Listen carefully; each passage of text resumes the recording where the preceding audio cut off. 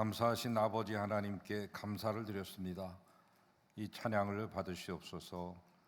찬양을 올려드린 귀한 시온성가대가 있습니다. 그들을 기억하시고 사용하시며 많은 영광을 나타내 보이시옵소서. 이 자리에 나온 사랑하는 성도들에게 은혜를 주시옵소서. 부족한 종 감히 말씀을 전하겠사오니 도와주시옵소서.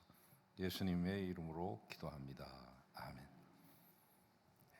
성경이 우리들에게 가르치는 여러 가지 교훈이 있습니다마는 그 가운데 우리가 잊어서는 안 되는 단어가 있습니다. 감사. 이스라엘 민족을 택하셨던 하나님, 그리고 그들을 애굽 땅에서 이끌어내셔서 가나안 땅을 새롭게 선물하신 하나님께서는 그들에게 지켜야 될 절기 셋을 주셨습니다. 물론 이 외에도 5절기, 7절기, 9절기, 우리가 절기를 찾으면 많이 나옵니다만 대표 절기는 유월절, 맥추절, 그리고 수장절입니다. 수장절은 지금 우리가 지키고 있는 추수감사절이 되겠습니다.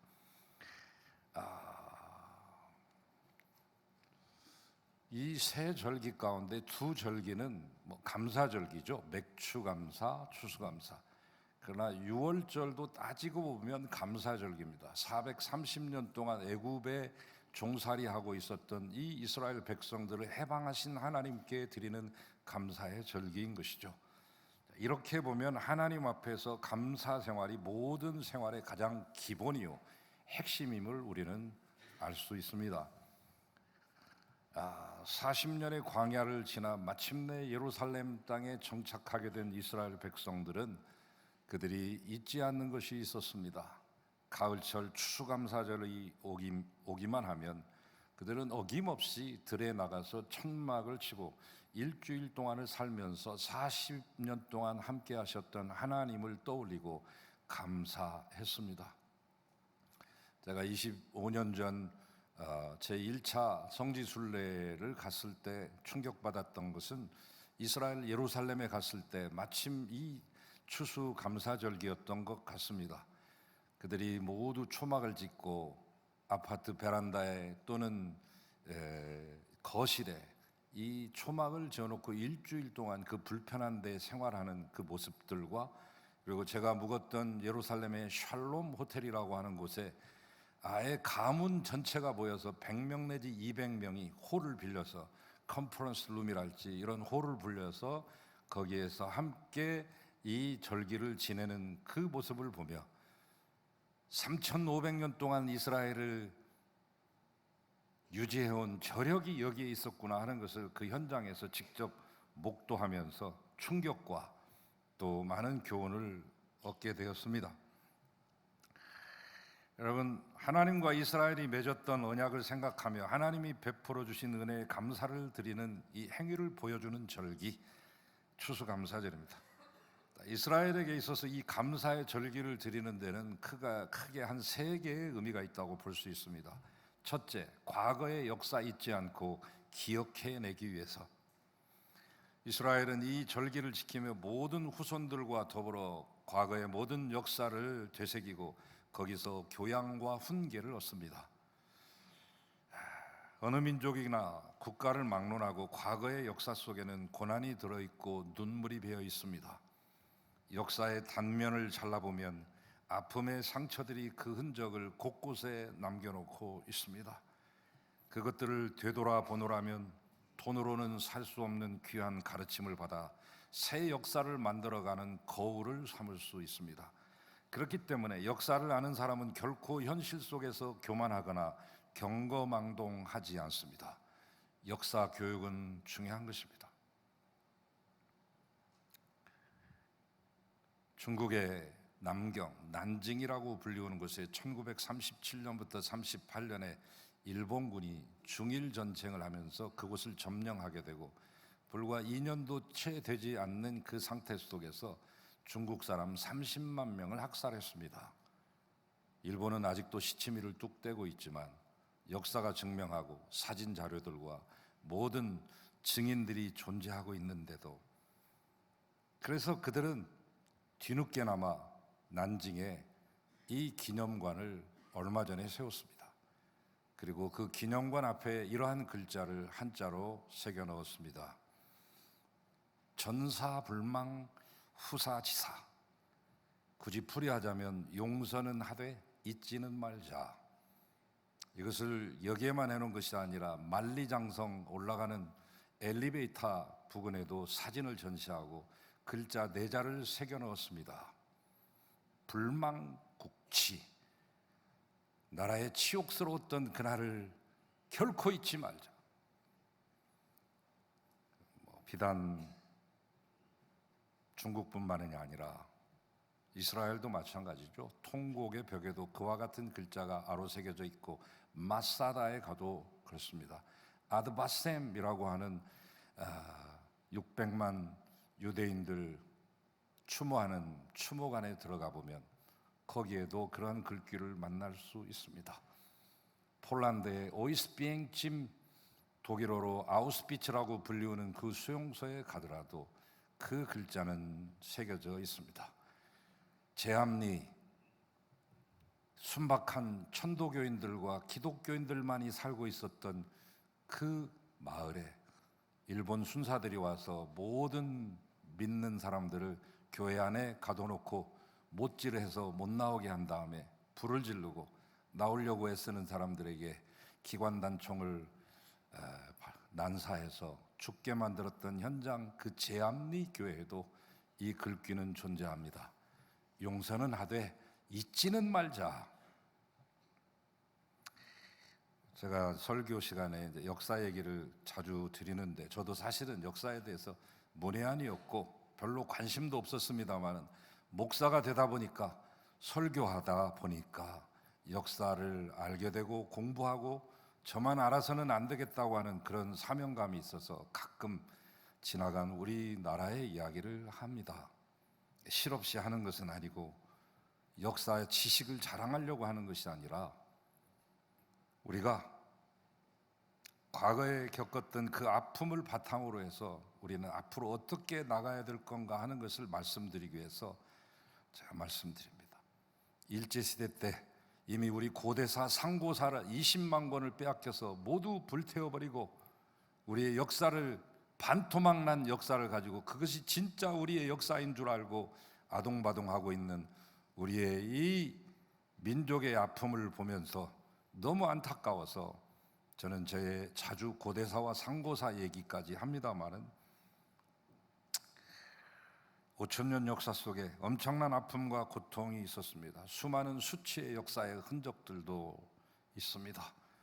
기원전 109년에 한무제가 우리나라를 쳐들어온 것을 필두로 해서 기원 후 293년에 선비족 모용이라는 사람이 쳐들어와 고구려 사람 5만 명을 포로로 사로잡아 간 거에서부터 612년에 수양제가 112만 명을 데리고 와서 고구려를 3차례나 농락하고 침략했던 그런 피해 역사, 수치의 역사도 있습니다. 정묘호란과 병자호란으로 이어지고 또한 임진왜란과 정유재란으로 이어지는 한국 역사 속의 흔적 속에 우리 조상들의 고난에 찬 피눈물이 배어 있습니다. 일제시대 때 정신대와 끌려갔던 징용, 오키나와 그 군도에 끌려갔던 군내에 소속된 부속품이라고 해서 군부라고 불리워졌던 이름 없는 수많은 한국인 노동자들과 징용에 끌려갔던 사람들. 문제는 우리는 너무 쉽게 잊는다는 것이죠. 잘 알지도 못할 뿐만 아니라 아는 것마저도 쉽게 망각한다는 것이죠. 불과 40여 년 전까지만 해도 가난과 기아선상에서 생존 자체가 힘들 지경이었던 이 땅, 지금 조금 잘 산다고 과거 잊어버리고 현실에 안주하며 향락과 죄악에 젖어 허랑방탕한 삶을 이어간다면 또다시 이 나라와 민족은 언제 곤두박질 당할지 알 수 없습니다. 저 대국 중국보다, 저 잘 산다고 하는 섬나라 일본보다 작고 가난한 나라지만 하나님은 우리 민족을 사랑하셔서 지난 130여 년 전 복음 받아들이게 하시고 방방곡곡에 교회 세우게 하시며 축복받은 나라로 세우셨습니다. 이 사실 꼭 기억하고 다시는 과거와 같은 수치스러운 역사를 만들어 가서는 안 되겠습니다. 예전처럼 우리의 아이들이 굶주림과 가난으로 거리를 헤매는 일이 생기게 해서는 안 됩니다.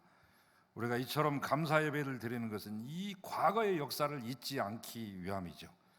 하나님은 우리를 어떻게 지켜주셨는가? 두 번째, 감사절을 지키는 큰 이유는 하나님의 백성임을 잊지 않게 하기 위해서입니다. 사람은 망각의 동물인지라 목사도 휴가 얻어가지고 3, 4일 지나면 내가 목사인가 싶을 때도 있습니다. 성도님들도 마찬가지죠. 하나님에게서 멀어지면 우리는 몇 주 지나서 하나님의 백성임을 망각하는 자리에 서게 됩니다. 여러분, 세상에서 이보다 더 큰 축복이 있겠습니까? 세상에서는 경찰서에 말단 직원 하나 아는 것도 큰 벼슬인 양 의시되기도 하고, 시의원, 구의원, 국회의원 아는 것이 무슨 큰 벼슬인 양 그 사람 잘 알지도 못하면서 아는 체하고. 그러나 여러분, 우리가 하나님 아는 것을 국회의원 아는 것만큼, 서울시장 아는 것만큼 자랑해 본 적이 있습니까? 그것이 특권이요 영광이라고 여겨보신 적이 단 한 번이라도 있습니까? 우주를 창조하시고 이끌어 가신 창조주 하나님과 특별한 관계를 맺고 특별한 언약을 맺어서 그 하나님의 특별한 보호하심과 특별한 인도하심을 받는다는 대단한 은택. 그래서 제사장들은 이스라엘을 돌 때마다 이렇게 축복하셨습니다. 오늘 기도하신 나장로님의 애송하시는 귀절인데 여러분도 아마 좋아하시고 암송하시는 분도 계실 거예요.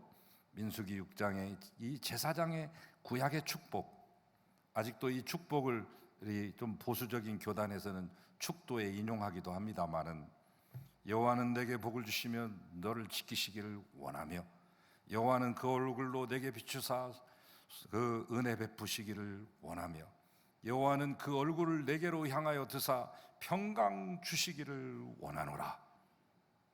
하나님의 택하심 받은 백성들, 하나님이 어떻게 지켜주시는가 하는 것을 이 축복의 내용을 통해서 우리는 볼 수 있습니다. 하나님의 백성 된다는 것은 하나님의 보호받는다는 뜻이기도 합니다. 보호의 장벽 안에 들어가는 것입니다. 전능하신 하나님이 우리의 보호자 되시니 우리를 당할 자 없으며 우리는 능치 못할 것이 없습니다.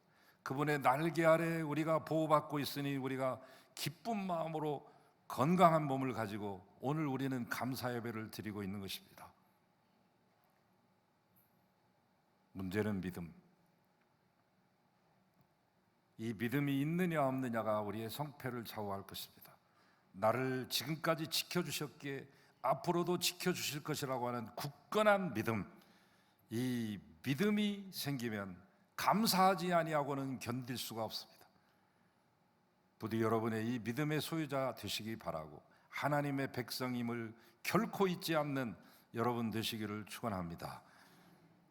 그래서 시간의 매듭이 필요한가 봐요. 뭐 이렇게 절기도 필요하고 축하하는 기념일도 필요하고 다 똑같은 날인데 그 시간을 매듭을 지어주면서 결단하기도 하고 앞날을 내다보기도 하는 거니까, 이 추수감사절기, 모든 날이 감사지만 특별히 추수감사절기 선택해가지고 우리가 제단을 쌓기도 하고 예배하기도 하고 오후에 성가 찬양제를 하는 이 귀한 자리는 이 시간의 매듭 잘 지으려고 하는 거 아닙니까? 마지막으로, 감사함이 넘칠 때 더 넉넉하고 풍요로운 삶을 영유할 수 있기에 하나님은 우리에게 감사절을 굳이 지키라고 하신 것이죠. 감사는 또 다른 감사를 불러오고 더 큰 감사를 생산해냅니다. 감사하는 마음 가지게 되면 먼저 여유가 생기고 넉넉함을 가지게 되죠.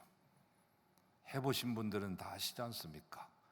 마음의 평안이 찾아오고 삶이 밝아지기 시작합니다.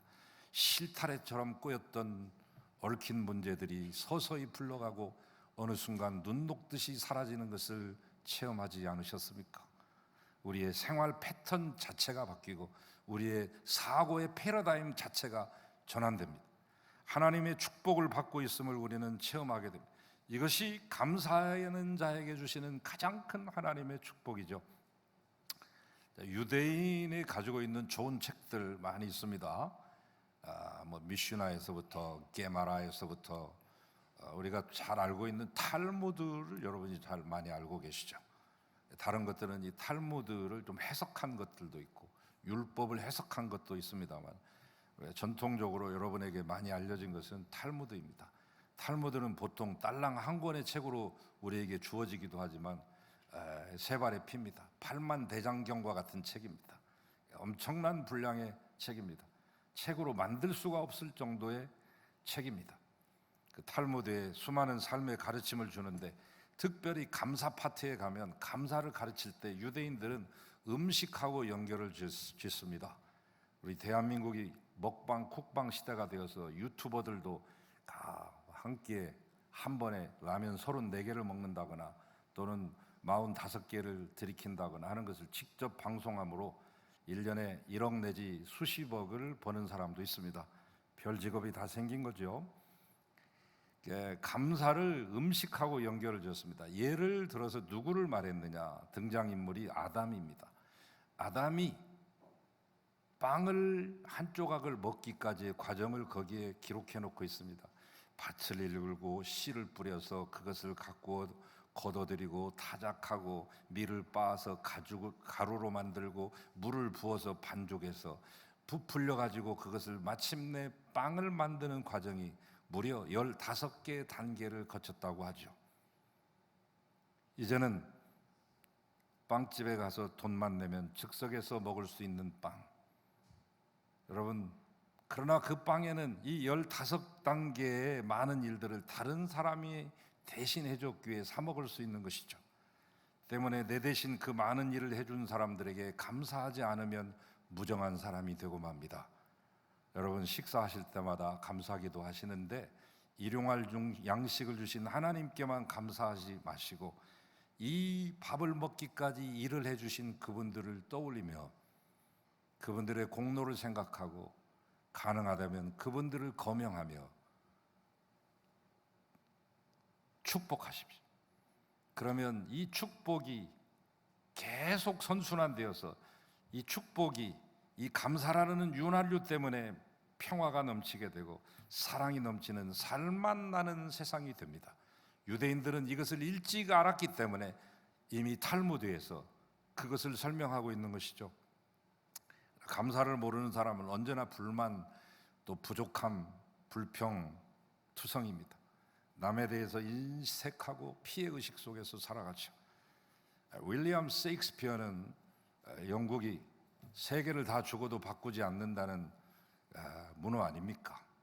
윌리엄 세익스피어에 대한 많은 연구도 있습니다만 이것만 가지고 박사 2개 가지신 분도 제가 만나봤습니다만 희곡 가운데서 희극도 많이 썼어요. 코미디도 참 출중합니다. 그러니까 이분의 이 문학의 백미는 비극에 있습니다. 비극으로 되어진 희곡에 있는데 4대 비극 가운데 하나인 리오 왕이라고 하는 희곡이 있죠. 거기 등장하는 리오 왕은 3명의 딸을 갖습니다. 2명의 딸은 아버지가 돈 많을 때 권좌에 있을 때는 알랑거렸으나 그것을 잃고 헤매일 때 문전박대하고 그 추운 데 아버지를 내쫓았던 불효막급한 여자 자식들이었습니다. 셋째는 다행히 이 아버지를 거둬들이고 효성을 다했습니다. 그때 이 쫓겨날 때 이 리오 왕이 했던 그 독백이 있습니다. 자식들에게 쫓겨날 때 감사를 모르는 자녀를 두는 것은 뱀의 이빨보다 더 날카로운 것을 가지는 것이로구나. 세상은 내가 어떻게 보느냐에 따라 달라질 것입니다. 불평하는 눈으로 바라보시면 불평으로 가득한 세상이 여러분에게 펼쳐질 것이요, 감사하는 눈으로 보면 주변의 모든 것들이 감사의 것으로 바뀝니다. 여러분, 수도꼭지만 틀면 물 나오고 스위치만 돌리면 전기 들어오고 아래가 따뜻해지는 세상 속에 살고 있는데 이 속에서 감사를 못 느낀다면 어디에서 여러분이 감사를 찾을 수 있겠습니까? 성경은 그렇기 때문에 범사에 감사하라고 말씀했습니다. 어떠한 경우에라도 감사하면 반드시 또 다른 감사의 축복이 있을 것이라고 말씀했습니다. 어떤 분이 이 말씀을 세 개의 단어로 설명했더라고요. 영어를 제가 인용하는 것을 용서하시기를 바랍니다. 이해를 돕기 위해서 하는 것이니까. 첫째는 retrospect라고 하는 단어가 있고, 또 하나는 aspect라고 하는 단어가 있고, 또 하나는 prospect라고 하는 단어가 있습니다. retrospect라고 하는 것은 회고하는 것입니다. 회상. aspect라고 하는 것은 그냥 문자 그대로 말하면 양상인데 현재의 모습을 말하는 것입니다. prospect라고 하는 것은 예상, 기대를 말하는 것입니다. 이 말을 도입해서 말씀드리겠습니다. 그리스도인이란 과거를 회상하는 자요, retrospect. 그래서 은혜와 보살핌에 대한 감사를 이어가는 자이며, 현재의 모습을 바라보고 aspect, 여기까지 인도해 주신 은혜에 감사할 줄 아는 사람이고, 앞으로 미래에 주실 은혜와 축복을 기대하는 prospect, 이것이 바로 그리스도인이다. 과거를 회상하고 현재의 모습을 바라보며 미래를 기대하고 감사하는 삶. 하나님은 우리에게 이 감사라고 하는 렌즈를 통해 세상을 보기를 원하십니다. 작은 은혜도 크게 감사할 수 있는 이 감사의 볼록 렌즈를 통하여 세상을 보기를 원하십니다. 그래서 바울은 데살로니가 후서 마지막의 결론에 범사에 감사하라, 이는 그리스도 예수 안에서 너희를 향하신 하나님의 뜻이니라 말씀했습니다. 여러분, 세상을 보는 감사의 렌즈를 가지십시오.